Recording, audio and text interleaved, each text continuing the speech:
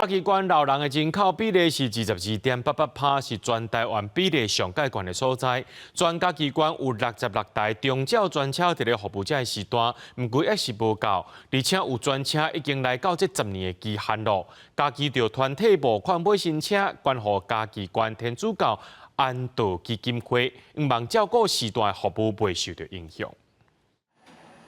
在地轮椅行动无方便的长辈，要出偌济车的时阵，拢需要照顾人员甲专门的车辆来协助。但是这种长照专车使用的年限上济就是10天，为着要协助嘉义县天主教安道基金会继续服务长辈，嘉义xã會就專門來提供協助。考慮到咱所有人民乘車的一個安全性，所以這台車是來替換咱已經滿10天的車。咱講的xã會是扶輪社，伊若願意來捐車，對咱嘉義縣規個失能失智的長輩來講，迄是會足好的服務。安道基金會表示，因為2012年開始承辦嘉義縣長照專車的接送，負責帶失智失能的長輩看醫生，也是參加活動。基金會有4台車，平均一年走山區甲海線接送就超過4000紙。不過因為路途的關係，有時陣也是有長輩無法度坐着車。今年為正月到9月來講，有701通電話吼，是伊想要服務，不過阮無法度來提供，因為咱車路攏經定啊。除了我們的富康巴士以外，哈，那我們也會媒合一些的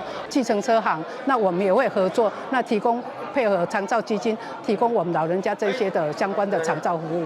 嘉義縣社會局表示，嘉義縣所在看偏鄉的老人要來到市區，攏需要長照專車。目前縣內有22個單位，計共66台車提供服務。除了安道基金會，嘛有一寡單位的車輛要到使用的年限，會繼續找找資源來換新車，達到提升接送的車次甲範圍。